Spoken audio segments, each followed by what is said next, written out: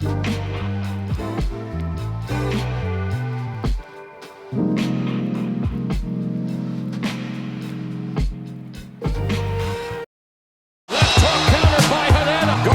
title hanging in the balance. It is a knockdown. It's all the city of Machuca. What a surprise here at the Alamo.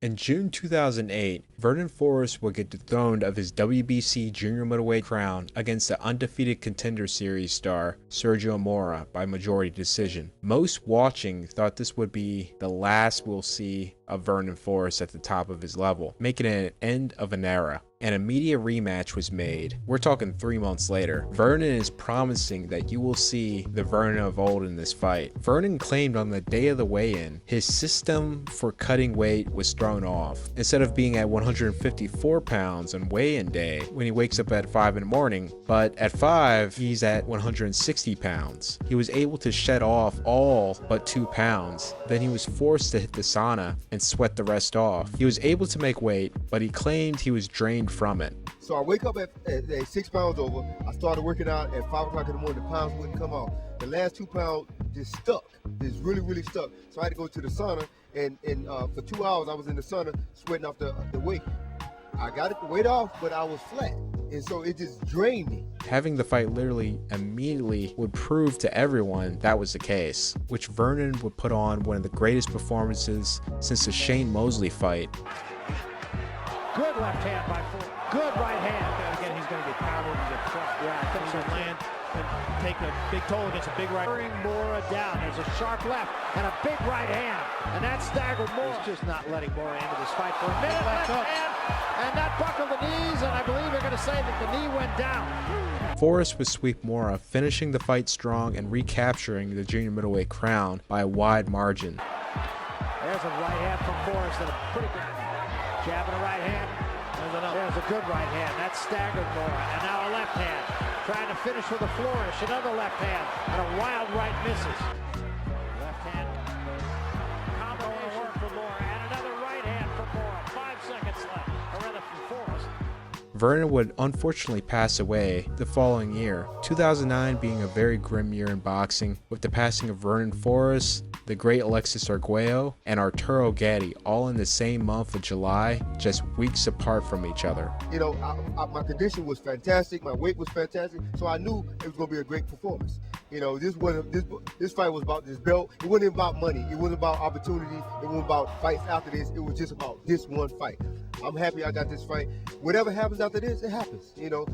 After the incredibly disappointing performance against Amir Khan, Zab was willing to make a big bounce back, fighting the 26-0 undefeated contender Vernon Paris. Also, really random, Paris somehow managed to fight both Burtons, Emmanuel Burton, aka Emmanuel Augustus, and Courtney Burton, who was literally coming off a 4-year layoff, then to retire. This fight was IBF title elimination bout. Paris was ranked number 10 by Ring Magazine. Judah still in the top 10 after the loss to Khan, sitting at number 6. Due to Judah's awful outing against Khan, where he was unable to pull the trigger and form an offense, he came in as the betting underdog against Paris. But this fight is in Brooklyn, so you know Judah had to show up big, and he sure did. Zab would turn it back with this fight, completely outclassing Paris. Judah hasn't had a performance this good since the Cosmo Rivera fight in 2005. We're talking about a complete dominant shutout performance. We finally saw the Super Judah, not just in shades, but the whole fight. Judah would get the TKO win in the 9th round to earn a shot to fight for the IBF title.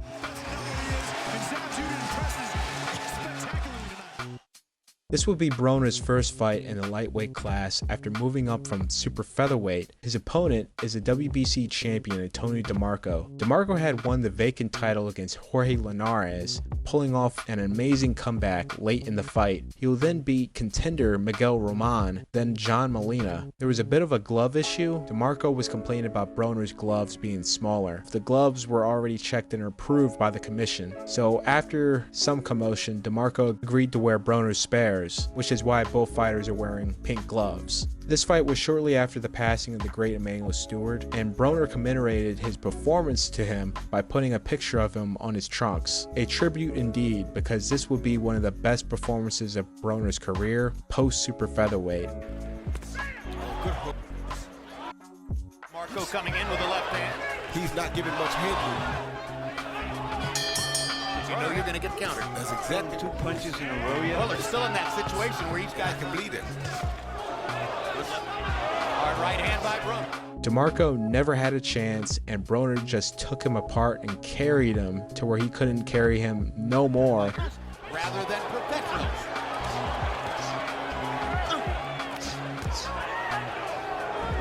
DeMarco can't win the inside fight with that.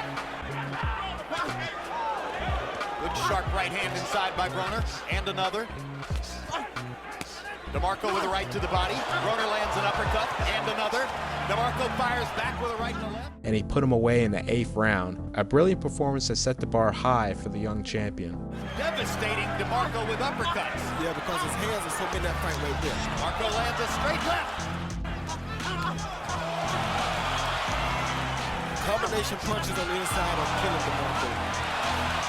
Broner just taking DeMarco apart at the moment. Yeah, it's just when he got close to him, he realized that his hands are too quick. Don't stay away from him. Get close to him and get at it. Broner out by taking punches. Down goes DeMarco.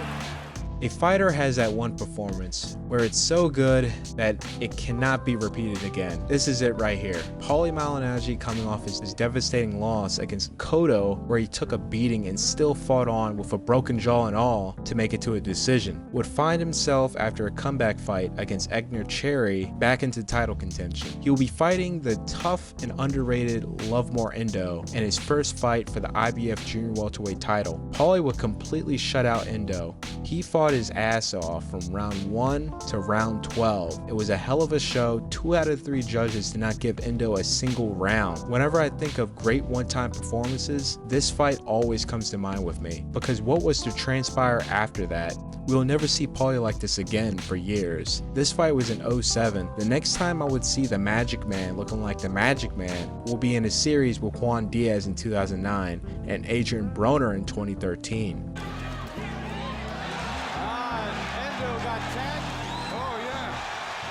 The crowd has really spurred him on here, and you know, Malignaggi's feeling it. He knows he's the champion. He's acting like a champion. He's finishing this fight like a champion too. This is what you call closing the show. Very important for a fighter to close the show. Giving his fans what they want.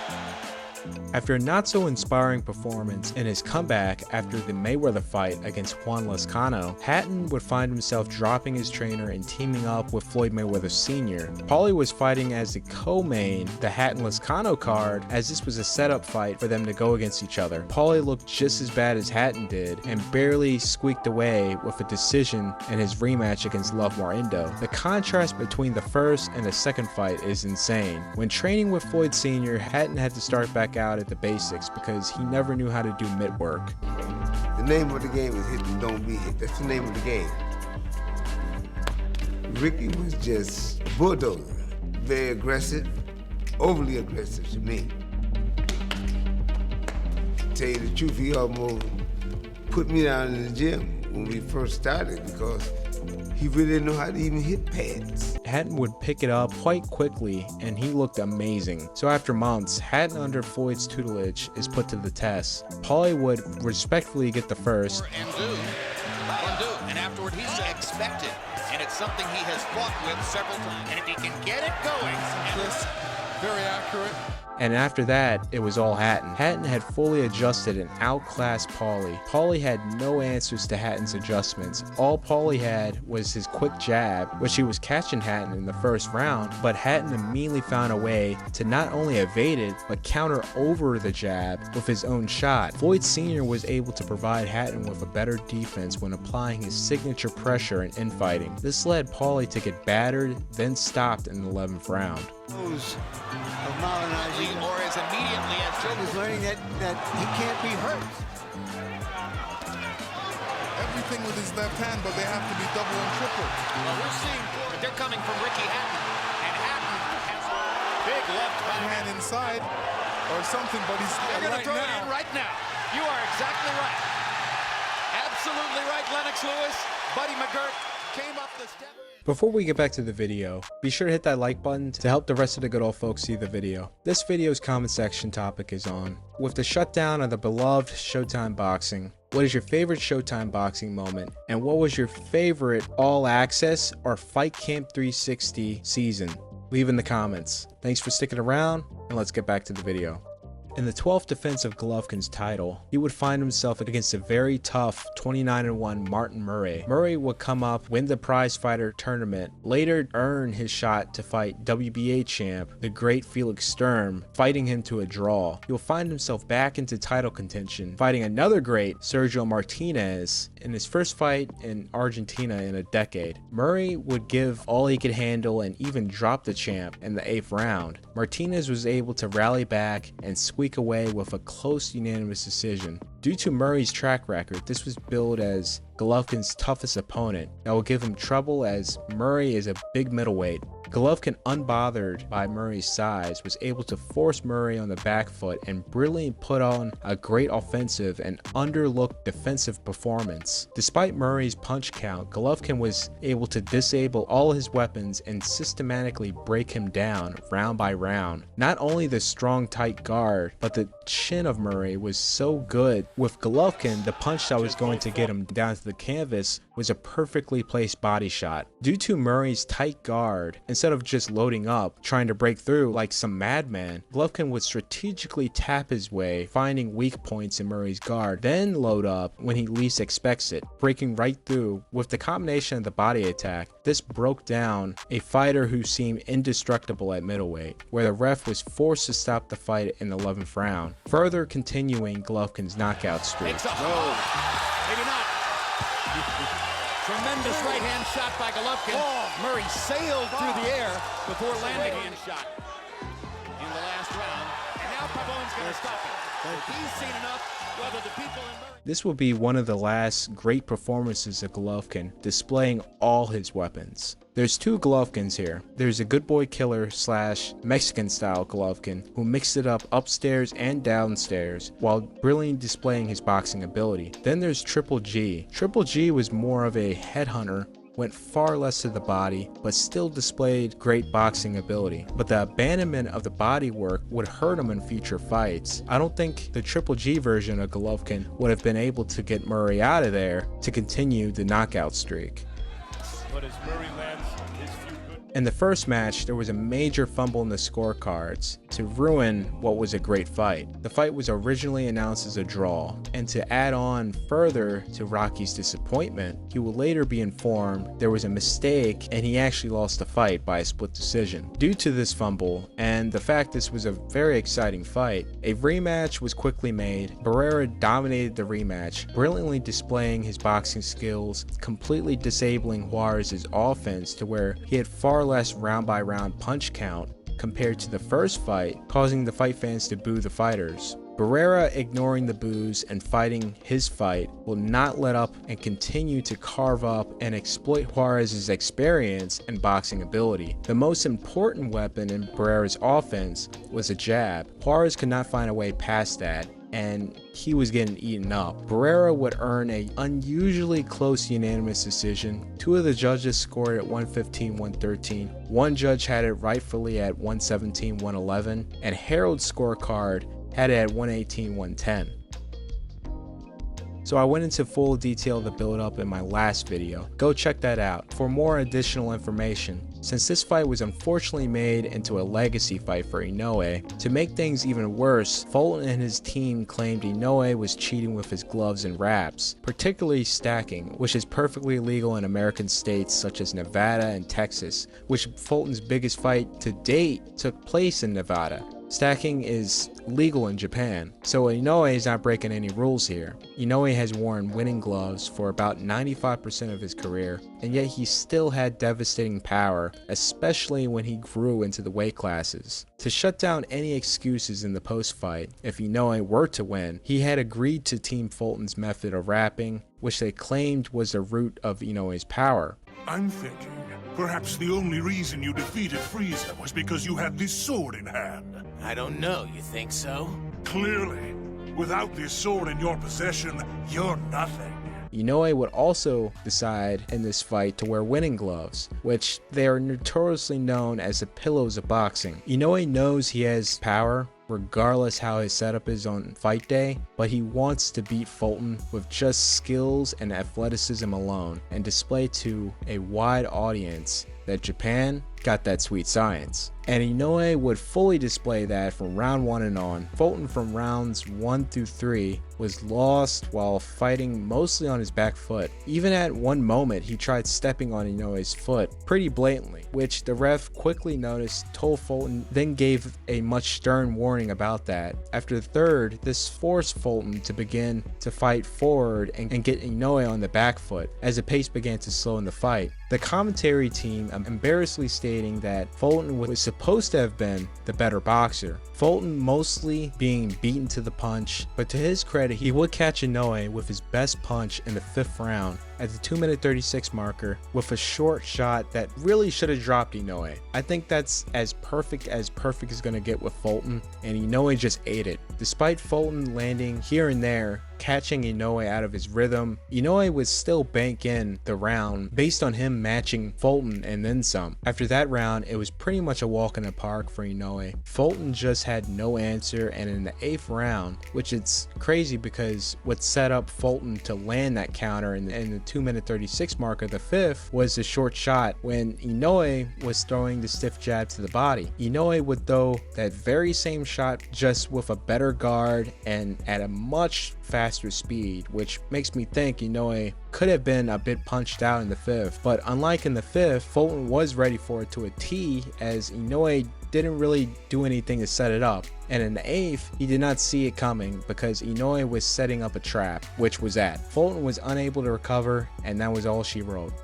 If you follow me on Instagram, you already know how much this guy frustrates me whenever he fights. If the goal was to rustle my jimmies, this topic certainly accomplishes that. The term a football YouTuber by the name of Flemo Raps would say, genetic lottery. Sebastian Fundora is certainly a great example of a genetic lottery winner. This man is 6'5.5" with an 80-inch reach, fighting at junior middleweight. Not only he is taller than the Hitman Hearns, but his reach is longer than Muhammad Ali and just shy of Lennox Lewis, Anthony Joshua, and the Klitschko brothers. This man is built like a custom fighter on fight night. You know the ones. Freakishly tall, crazy reach, just spams the crap out of you in ranked matches. With the height and the reach of a heavyweight, why the fuck his handlers having him fight like a guy with T-Rex arms of a reach in the phone booth? You gotta give props to a guy like Gamboa with a freakishly short reach, but he fought like he had an above average reach in his weight class. He made every inch matter. This guy,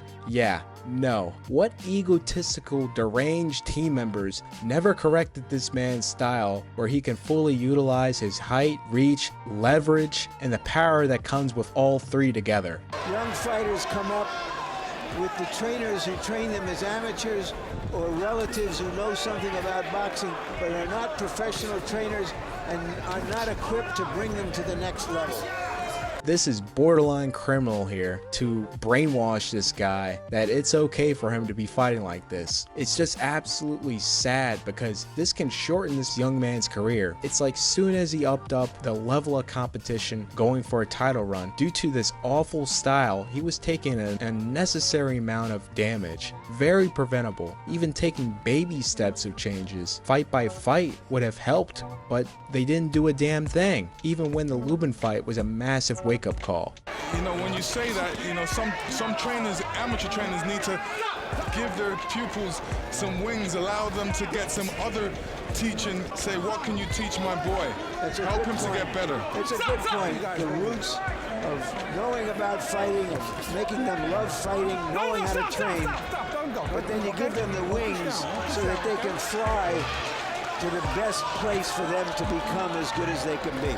The Lubin fight was for the WBC interim title, making him the mandatory. So really, he could just sit on rank, fight lower competition, working on his fundamentals, till he can finally challenge Charlo. Coming into the Ocampo fight, that was the best opportunity to make that soft transition. Nope, nothing new to see here. In my Instagram stories, I even said they better sit on rank here till it's their turn to fight Charlo, because if he fights anyone in that weight class with power, it's going to be a bad day. Brian Mendoza would be his opponent. He just came off a big KO win over former unified champion Jason Rosario, who was on a 3-fight win streak over his loss to Lubin.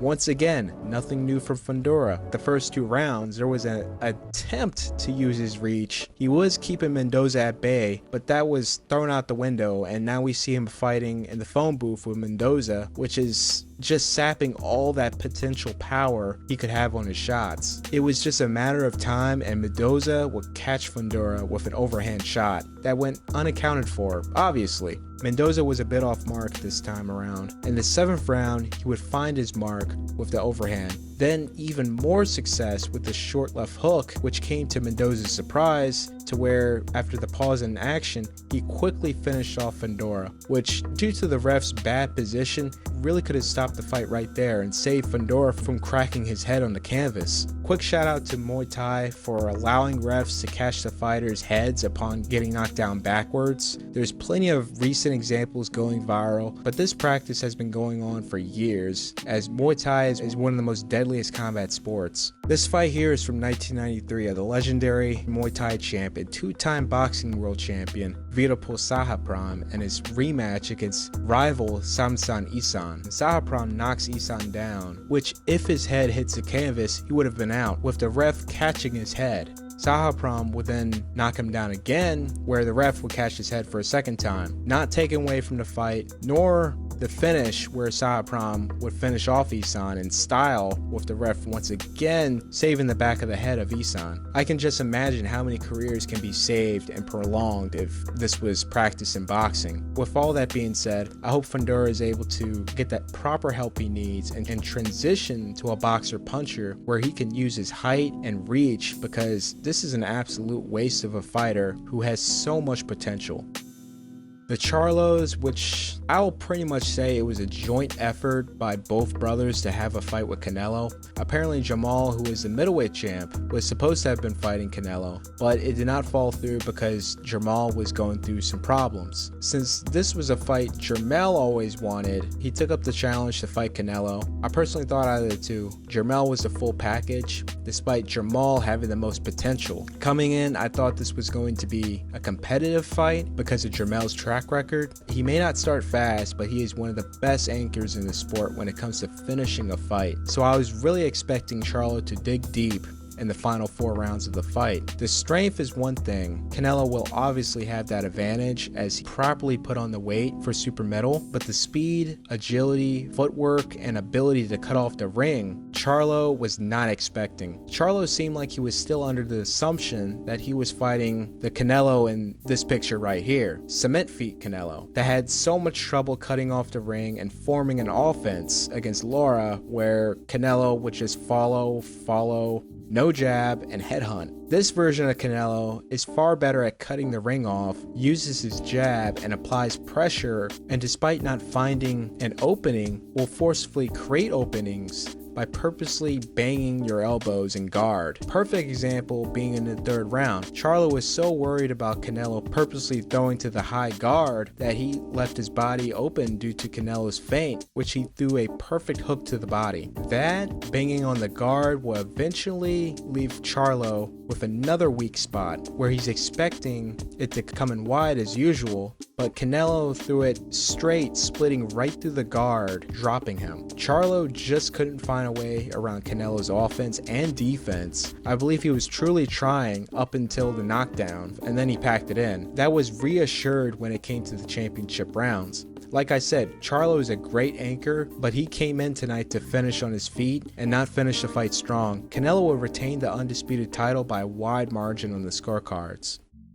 On October 10th, UFC heavyweight champ Francis Ngannou would shock casual boxing audiences when he took Tyson Fury to a decision, going as far as knocking the champion down in the 3rd round. Francis, who came from a kickboxing background, was able to easily transition to the sport, which, going through history, there has been many kickboxing and Muay Thai practitioners that have transitioned to Western boxing and became world champs, having a dominant career. Tyson Fury, with the mindset of most boxing fans that believe that these guys are not real boxers or will never be one.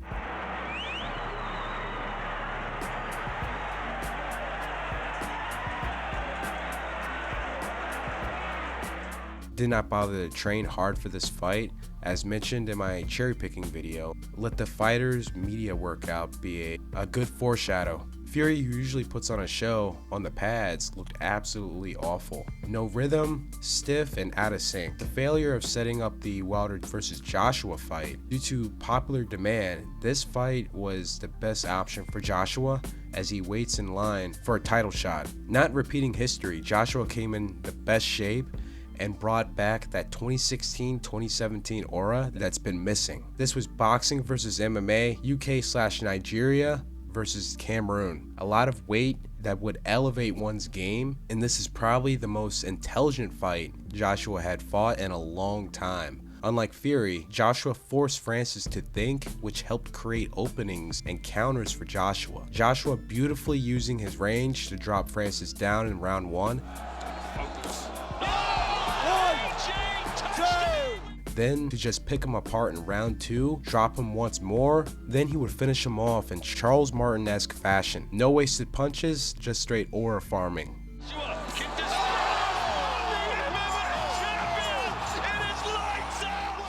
Prior to 2024, I had not much to say about Freshmart's reign as a WBA champion. It was very long, did fight his mandatory opponents, though very questionable in quality, and still managed to look unimpressive. Since there is no money to be made in the weight classes, and the cash cows that do come in strawweight usually are in Japan, mixed with already low purses, a title fight, maybe if you're lucky, you'll get 100k, and non-title fights, you're looking at 5 to 10k purse. It's very risky unifying, not to mention the sanctioning fees. Already low purse on top of chucking fees to 2 titled bodies instead of 1. In this rare case, you're making more money holding 1 belt. So for the longest, Freshmart and Wanheng never unified. Wanheng would lose and then Freshmart fought him. So fast forward, strawweight now has new life in the weight class with the Shigeoka brothers and Oscar Collazo. Ring Magazine demotes Freshmart and rank, promotes the brothers and Collazo. The brothers end up losing and set up fights to fight Collazo.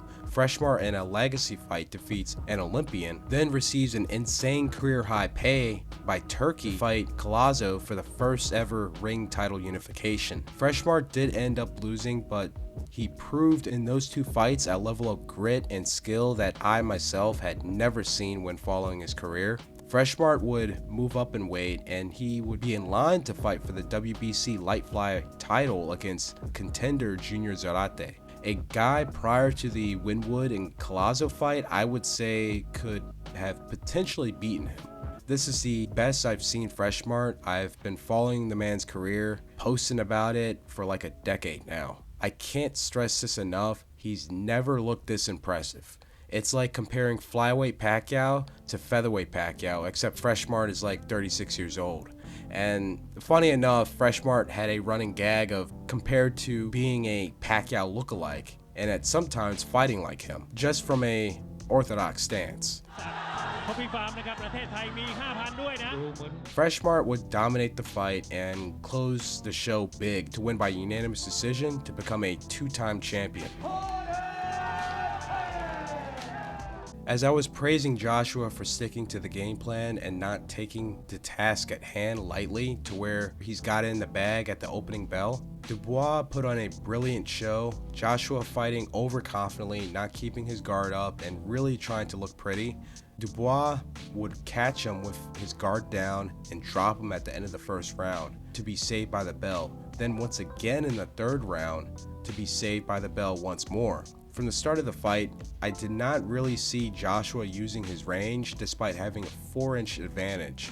Dubois, on the other hand, is using all the reach he has, and then some, where it almost appears he's the one with the longer reach. Joshua at the start of the 5th is finally using his reach, however he's keeping his left hand alarmingly too low despite already proving on numerous occasions he does not have the reflexes to bring it up on time to block.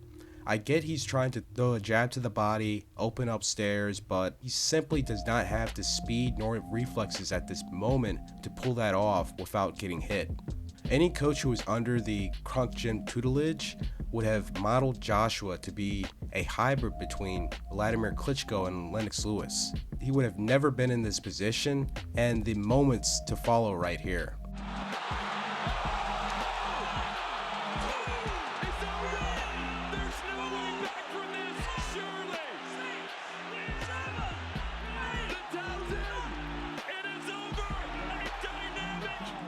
After the failure of setting up Joshua versus Wilder, with Wilder losing to Parker, Wilder, who had the most privileged tenure in the upper stratosphere of the sport, was given another chance to be in line for a title shot. If you want to learn more, go to my cherry picking video. To make things short, Wilder didn't even have to go through a legitimate title elimination process in his entire career leading up to this point post third Fury fight, which he was given a chance to allow Fury to fight Joshua for undisputed, and pretty much he has first dibs to face the winner for the undisputed title and for much more money. Wilder only had to face WBC number 23 ranked Malik Scott to be somehow in line for the title, and their fight being very questionable. Then while the title grab for Vitali's vacant title being the biggest joke in the weight class's history, being fought between Bermane Stiverne, Ray Alston, and Chris Arreola. So Wilder doesn't have to fight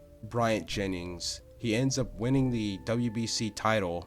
Klitschko gets blackballed and blocked from challenging Wilder to become undisputed, with possibly the worst excuse given, and Wilder will go on to have some very questionable title defenses.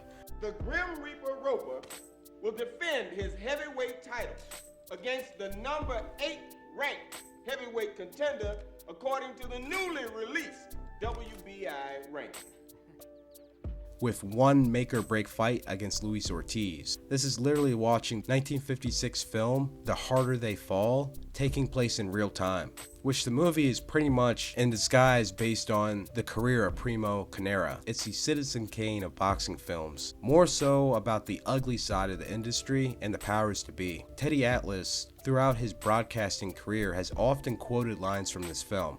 Well, managers go on forever, but fighters only last a short time. So anyways, he had to fight Zhang, who is a very hungry fighter from China, doesn't have a certain look, nor didn't produce any silverware in the amateurs, where he was pretty much on his own to be blackballed and gatekept by the industry. If the people behind Zhu Shimin put up the same energy with Zhang, rallying behind their only legitimate heavyweight, he may have been in the mix for a title much sooner. So Wilder is up against an incredibly hungry fighter who has a chip on his shoulder and has been blackballed his entire career, a type of fighter Wilder has never faced. Well, you're the fixer. Let's see you fix your way out of this one. What am I supposed to do? Listen, you knew sooner or later Toro would have to have a real fight. Well, this is it. Now, wait a minute. What? I want you to fix it so he doesn't walk into a meat grinder. That's what I want. Well, I can't help it this bum gets mad. Don't blame me. Every little thing the experts and fight fans have pointed out that was either deflected and called a hater or a racist in response happened. Zhang could see all of Wilder's punches coming because he's constantly telegraphing, this time to a worse of an extent because he no longer has a guy like Mark Breland who didn't allow to be a yes man, to where he's allowing Wilder to do just whatever. To Wilder's credit, he would land a nice connection in the 5th. It was a bit of a new look from Wilder, which caught Zhang off guard. However, Zhang would quickly adapt and the fight would go back to normal, to where Zhang would knock Wilder out.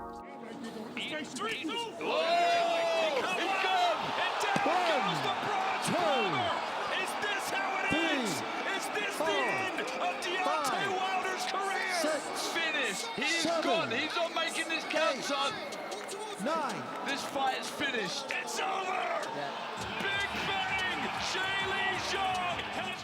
Everything that Rolly did in this fight is what I thought Haney was going to do. very simple Mayweather gym signature, jab to the body, cross or counter upstairs, and mix it up with the rest of the weapons while slowing the fight down to your pace. If Haney would have done that rather than trying to go toe-to-toe and knock Ryan out, he would have won. Now, you probably would say, well, Haney doesn't have power. My counter argument is, it doesn't matter. When Rolly set Ryan up with that, Ryan had no answer and was completely disabled for the entire fight. Because, yeah, Rolly can crack, and since Ryan had no way of combating his offense to defense from Rolly, he would get clocked each time, which led to the performance we saw between the two post-knockdown. Haney, who has every advantage except for power, would have just landed so many connections at a high rate to where Ryan's will to engage would have ended in the final quarter of the fight and just simply coasted to the cards. A lot of hype behind Brian Norman Jr., even more after the Jaron Ennis drama. This would help set up what was seen as a come-out party for Norman Jr. on the prize fighting stage against former undisputed lightweight champion and WBC junior welterweight champion Devin Haney. After all the drama with Ryan Garcia taking L's publicly from the lawsuit, and with his performance against Ramirez, which is possibly one of the worst boxing fights since Rigondeaux versus Casimero, Haney is coming into the fight with something to prove in a non-egotistical way like what we saw in the Garcia fight, but in a way we saw in the Prograis fight. Haney took this man to school. Norman had some moments, but the experience and adjustments made, this was a stellar show by Haney to become the WBO champion. This was a fight I did not expect to happen, nor agreed Crawford should do such a move. I really thought he was going to become undisputed at junior middleweight, and if Janibek was able to do the same within the time frame Crawford pulls it off, he could fight him to put him in a unreachable level in the history books. Since this was serious and the fight was cemented, anyone who asked me leading up to this fight on Instagram how Crawford would fare up, I said if he legitimately puts the weight on where his base weight before rehydration is near the 168 limit, to where when he rehydrates he will be near 175, 180 on fight day, Canelo will be in serious trouble. Because like Canelo, Crawford is a very strong guy, and if he puts on the weight properly, he's not going to allow Canelo to bully him. To my surprise, Crawford, after seeing images of him a month out before the fight, he indeed put on the weight, and that's when I knew it was going to be a fight, and this may go horribly wrong for Canelo. This was an amazing show by Crawford. Terrence found out he could take Canelo's best punch. You really saw the best what Terrence had to offer. To Canelo's credit, he had his moments and made it competitive and tight as you possibly can get it. However, Crawford completely outshined and out-hustled Canelo and finished the fight outclassing the legend to become undisputed in 3 weight classes and retire from the sport with the record of 42-0 and 31 knockouts. He's on the short list of champions to retire undefeated and even shorter list of undisputed champs to retire undefeated. Dubois got so much better with age after his defeat against Joe Joyce. He became a more complete fighter despite the serious hand speed disadvantages. He had given Alexander Usyk a run for his money, however, lost by KO in the 9th round. Dubois would bounce back, go on a string of big name wins, defeating Gerald Miller, Ergovic, and his coming out party knockout against Anthony Joshua, to fully cement his status as the IBF champion after Usyk had vacated it in efforts of fighting Tyson Fury in a second fight. Usyk, who had cleaned out heavyweight, he had one last loose end to settle after the Fury series had ended, which was to fight Dubois in a rematch for the undisputed title. The rematch being even bigger than the first, the setup to this fight couldn't have been any better. Usyk defeating Fury and Dubois on a hot streak to defeat Joshua. 2 fighters in their absolute pinnacle. It was a masterclass performance by Usyk, resulting in a 5th round KO victory for Usyk to become a 3-time undisputed champion.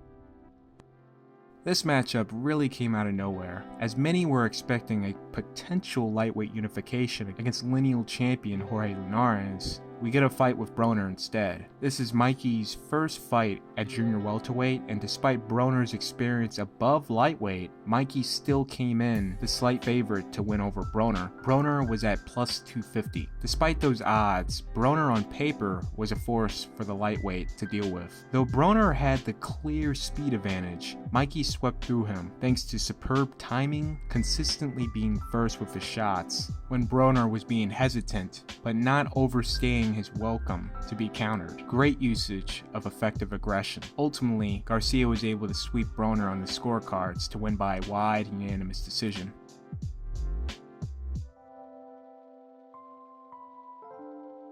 Joshua learned from his mistakes from the last match with Ruiz, and that was not to fight a man with T-Rex arms in comparison, despite having one of the longest reaches in heavyweight history on the inside.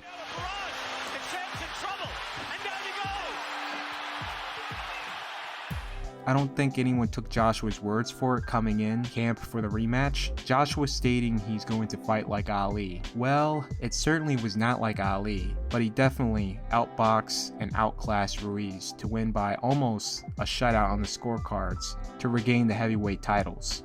One of the biggest fights to end the 2020 year off, as it was on New Year's Eve. Kosei Tanaka was aiming to be one of the youngest and certainly the fastest to become a 4-division champion in his 16th pro bout, and finally cracked the pound-for-pound rankings. Ioka, who is a former unified champion, 4-division champion, and current WBO super flyweight champion, he as well is fighting for pound for pound, though he should have been in the rankings at one point in his career. Both guys, if they win, have plans unifying against the winner of Estrada Gonzalez 2 the following year. The fight was incredibly competitive, but there was one huge exploit in Tanaka's defense. He has had a bad habit of dropping both hands before leading with a shot, resulting for him to get hit. Ioka, who is a brilliant inside fighter, knew this right away, and the first real time this happened, Ioka drops Tanaka at the end of the 5th round. I can only assume Tanaka was told to keep his hands up, but if it was a bad habit, and if it was never corrected, that's simply not going to happen for him to correct it in the middle of the fight. Towards the final minute of the 6th round, Tanaka once again dropped by the same counter.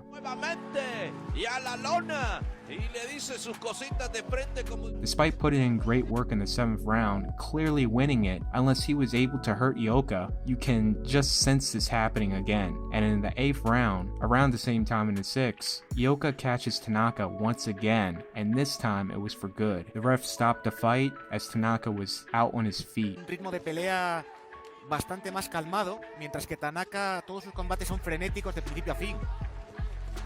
¡Oh! Y se acabó.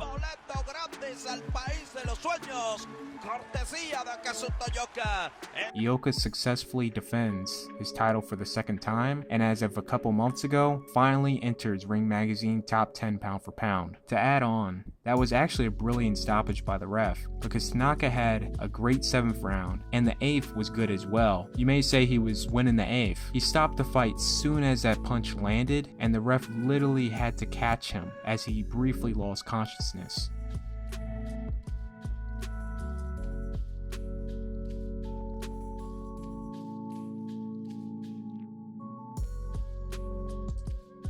This was Golovkin's pay-per-view debut against IBF middleweight champion David Lemieux. This was the first fight in a while viewers saw Golovkin put on a boxing clinic, displaying brilliant defense, evading all of David's shots.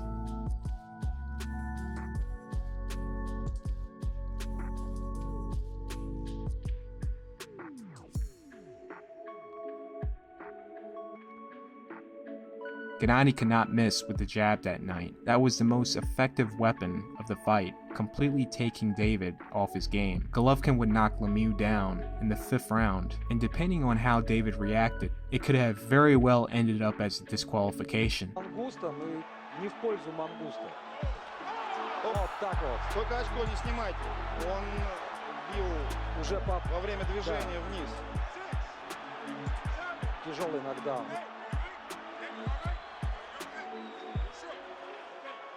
Конец раунда. Будет ли добивать Головкин? but luckily it didn't, and Gennady, after more of a brilliant boxing display, ends up stopping Lemieux in the 8th round. И еще раз. Заставляет руки опустить Лемье сейчас. Опасно отвечает одним ударом Лемье, но этого мало, конечно. Все. So Ray Mercer in his previous fight successfully defended his title against the favorite, Tommy Morrison, knocking him out in the 5th round. Mercer's next mandatory opponent was undefeated Michael Moore. I'm only assuming since the fact that Holmes, who was 42 by the way, was on a 5-win streak after the Tyson fight and looked decent. He was offered more money to fight the old legend over fighting a former light heavyweight champion in his first title fight in the weight class. Mercer vacated the WBO title to fight Holmes. Holmes came in as the 4-1 underdog. Despite Mercer having his moments, the 42-year-old Holmes shocked everyone, outsmarting, out-hustling the younger, much stronger fighter round by round, reminding Mercer that he should have kept that belt and defended against Moore instead. Holmes will win by unanimous decision, though one judge had it close on the scorecards. 2 of the judges scored at 117 for Holmes.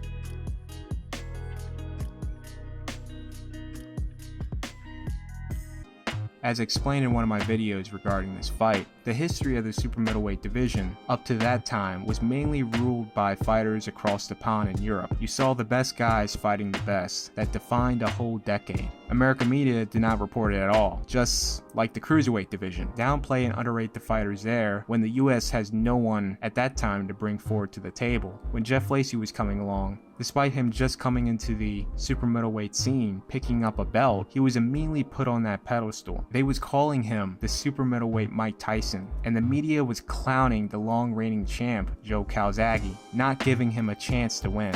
It was an easy pick, and virtually, I would say 95% of the US media picked Jeff Lacey to win and fully expected him to knock out Joe Calzaghe.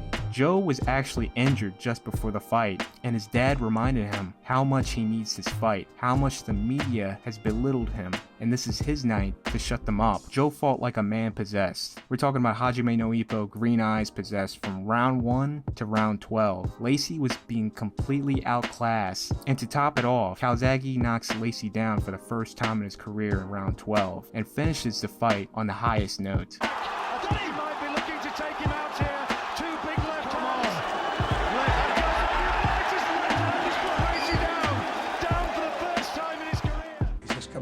Whispered in my ear, Dad, you're right. I was right.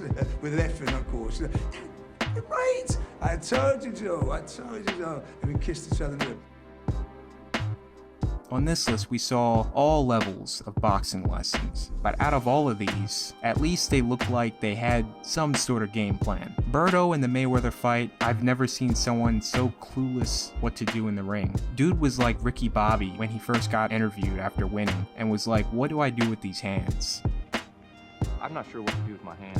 Like, this dude did not know what to do with them hands. When watching Floyd fights live on TV is like watching Champions League football. You're watching the best play the best, and no matter how good one team is, you're always on high alert to expect the unexpected, no matter what the matchup is.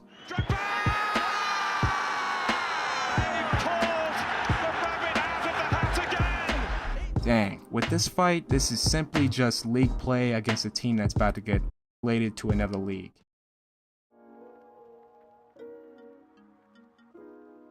This fight was to set up the long-anticipated LA unification with rival Fernando Vargas. This fight was for Javier Castellanos' WBC junior middleweight title, which he would be making his 6th title defense. This could have ended really bad for Oscar. According to a Japanese documentary of the career of Oscar De La Hoya, after the weigh into the fight, he decided to chill at the swimming pool. He ended up getting burned pretty bad by the sun and had suffered a heat stroke in the process. On fight day, he was cold but sweating, and his legs felt weak at the same time. I got a suntan, I got burned, and it so happened that I got a heat stroke.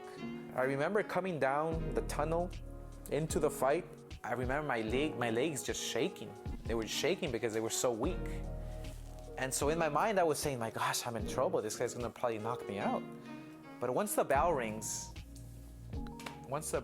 it's like something clicks. Despite the adversity coming in, Oscar would put on one of his greatest performances, completely shutting out Javier round after round. Biggest, strongest opponent he's ever fought. Technically brilliant performance, releasing punches correctly, landing them well offensively. Inside and inside. Those red trunks of De La Hoya have to make... And to top off such a great performance, he drops Javier in the final 10 seconds of the fight. Oscar will win by a wide margin in the scorecards to become a 5-division world champion. Something takes over your body, you just fight. And I remember I fought him with no problem. It was actually an easy fight. And I dropped him one time and I won the fight. So at that point, I was a champion in 5 divisions. The long-awaited match between David Tua and the champion, Lennox Lewis. With Tua's aggression and the style like Mike Tyson, many were expecting Tua to really put up a great fight against Lewis and may pull off the upset. Though competitive early, once Lewis took rounds off to read Tua's offense, after the 4th round, it was a wrap for Tua and Lewis completely disabled Tua's offense. Round by round, sucking away Tua's confidence, eating him up with the jab and counters to where Tua was more reluctant to press the fight and create openings. This was met with boos and the usual American bias of trying to discredit a foreign champion's masterful performance against the highly ranked contender. Luckily, George Foreman stood up for Lewis and shut down such foolery. This is why he does not arouse the passions of boxing fans in the way that great heavyweight champions might hope to do. But if he's able to get that jab working, he can excite me. Don't take anything from Lennox Lewis tonight. He's winning this boxing match. Let the man win the fight. The weight is fine. Everything is fine. He's outboxing this kid. And he's about 30, what, Larry? 35, George. If Lennox Lewis was American, they would have said this man was an all-time great. He would have been chastised by the public for performances like these for not getting the KO. This is a lights-out artistic performance by a heavyweight champion who for the moment looks impregnable. And please keep in mind, earlier that year, Lewis obliterated the massively overhyped American Michael Grant in 2 rounds. Grant receiving more overly positive media coverage despite his obvious flaws leading up to the Lewis fight compared to Lewis's whole 11-year career at that time. And the record for Lennox Lewis, 17 wins, no losses against an almost ludicrously weak list of opponents. See if he's going to pick his next opponent by committee or who's going to pick the opponent. Well, you're right. He told us before that he was very enthusiastic about going ahead with top-flight opponents, but that his business managers had to temper him. My interpretation of that was he wants to fight bums, and they don't want him to fight anybody that good.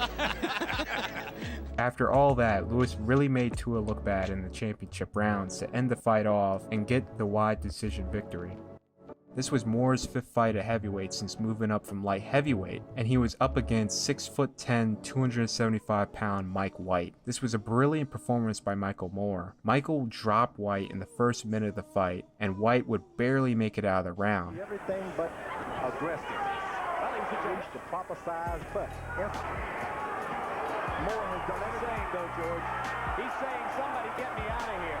Mike White is again in serious trouble as round 1. In most cases where fighters would get that early knockdown, they have a lot of trouble trying to repeat it later in the fight, as they spend too much time trying to recreate something that their opponent has already adjusted to. Through the great instructions by Emmanuel, Moore was able to remain calm and collective, beautifully setting up his shots to have White's number every single round. Now this is just an opinion, but I believe there was a betting fix with the referee. Moore came into the fight with 26 wins, all 26 by knockout. Now I don't know the betting odds, but for White, a guy where his last 4 losses, 3 in a row, were by TKO, the betting odds for him to go to distance to a decision, win or lose, would be rather high by default. A rule that is mostly deactivated in fights is the fighter can be saved by the bell in the final round. There was numerous times that this fight should have been stopped, and the ref let it be.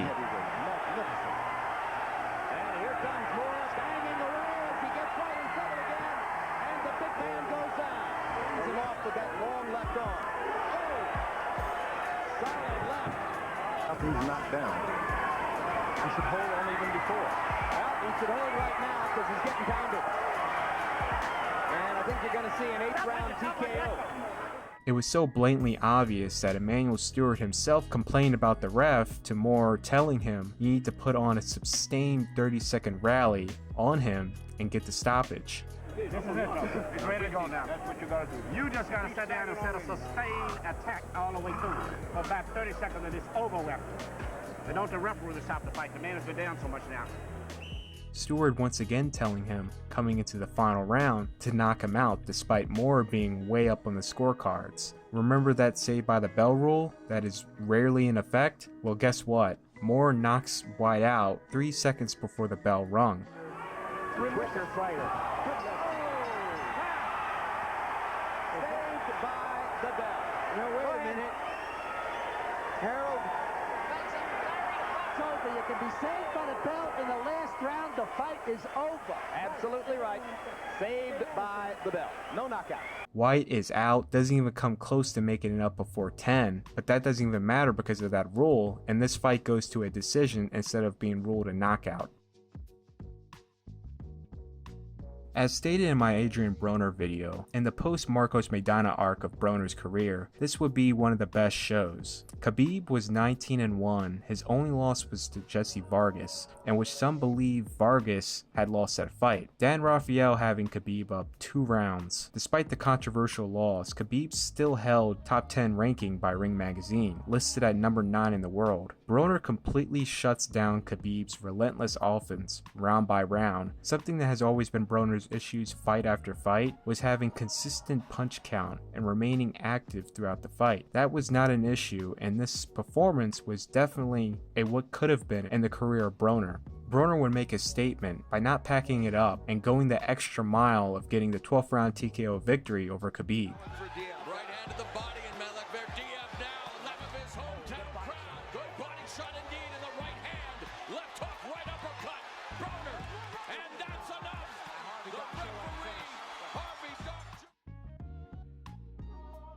Nishioka was going through a renaissance in his career after moving up to the super bantamweight division, making one last run at the world-class level to gain the WBC super bantamweight title in 2009.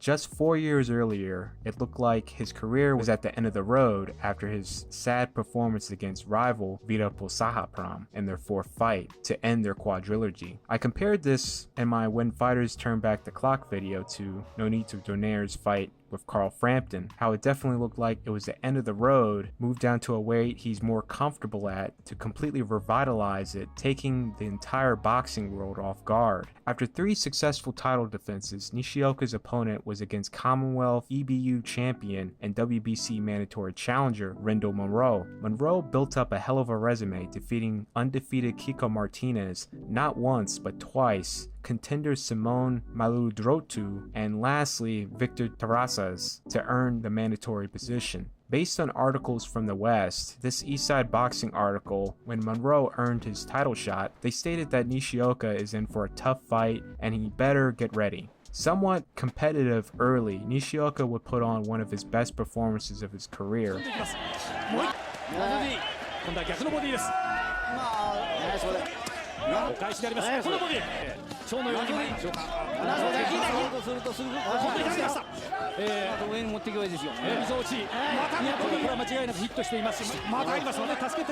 Even the Japanese commentators excitingly saying in English, "This is your chance tonight." Nishioka was even willing to go toe-to-toe with Monroe, the bigger natural super bantamweight, to outpunch and beat him on the exchanges.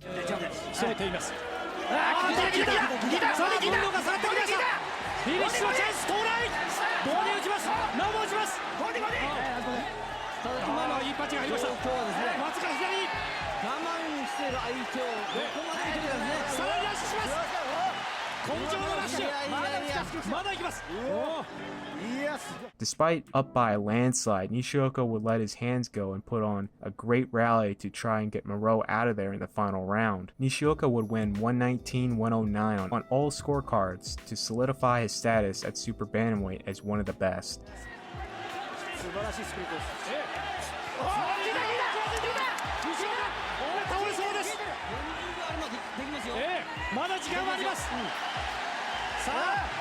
リンが叩き割れそうです。ラッシャー、もう一回いきます。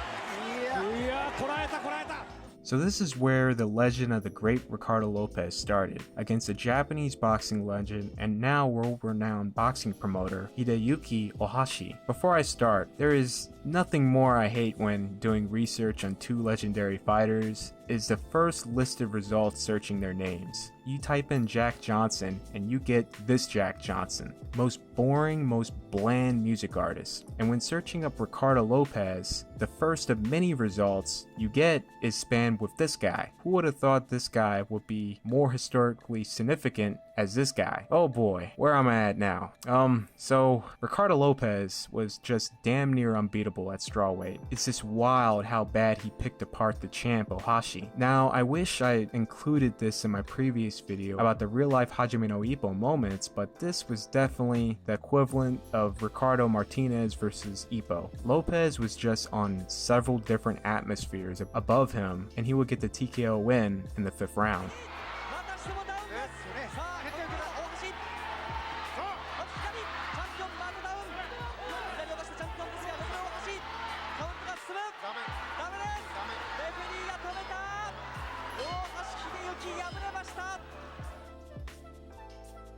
This would be one of Roy's finest performances, landing over 50% of his shots to win by a shutout on the scorecards. 120, 106 on all judges' scorecards. It don't get more lopsided than that. Roy will become the first undisputed champion at light heavyweight since Michael Spinks in 1985. One thing about this, Reggie is one of the best fighters in this weight class ever. He doesn't even know what to do. Johnson looking hesitant and confused as he trained hard, had a good plan, was mentally focused and prepared, and has simply been dazzled by Jones's overwhelming physical gifts. Seldom you see a guy get to this stage as Roy. This was just bad. This was really, really bad for David Lemieux. If I were to compare this to another shutout performance, it would be Mayweather versus Berto. Lemieux literally couldn't have been any more lost in this fight from the opening bell and on. It was a bit of a shocker because Saunders didn't even look good his last two fights prior to the Lemieux fight, and he really fooled many on his HBO debut. This fight was in David's backyard of Canada, and hilariously, out of all three judges, the only Canadian judge on the roster scored it the most lopsided, 120-108. Somehow the neutral country judges found 2 to 3 rounds to give to David, which is a real head scratcher. Homeboy didn't win a single round. So the final two fights that are on the list are some of the worst game plans I've personally seen play out that just happened to take place in the same year. I'm not showing the footage to this fight. Sorry, I'm not trying to get canned. Whack. Anyways, George Kambosos thought it was a smart idea to try and beat the master boxer at his own game rather than be the aggressor and make the fight as rough as possible. I'm almost positive that's what everyone tuning in was expecting to see. I'm pretty sure Haney couldn't believe it himself and just went to town fighting at his own pace, out-punching, out-landing to cruise to a unanimous decision win to become the undisputed lightweight champion. So Canelo really started this back in 2018 in the rematch against Gennady Golovkin, and would come into the fight using a copy of the same game plan for the Rocky, Kovalev, Smith, Yildirim, Saunders, and Plant fight, which there is nothing wrong with that unless you are adding more depth to it to keep your opponents guessing. So pretty much Canelo adopted Rocky Marciano's tactic of beating a fighter's guard till the defense will eventually open due to their weakened arms. Rocky put in away many guys using this method, leaving his opponent's elbows, shoulders, forearms battered, in some cases broken, requiring surgery. For Canelo, this method was most effective against Callum Smith. When it comes to boxing ability and athleticism, Bivol is no Callum Smith, but due to the insane amount of hype because of Canelo's amazing accomplishments, many slept on Bivol despite being seen as the best fighter at light heavyweight. In the undercard, Dimitri Bivol takes on Isaac Chilemba for Dimitri Bivol's light heavyweight title. I mean, Bivol for 13 fights, 11 knockouts, he's a tremendous puncher. Very, very good prospect. And even crowned on his HBO debut to do so years ago. Here number one in light heavyweight. I think you take everybody out at the top. He's gonna be like a special attraction of boxing. I know that this is just the beginning.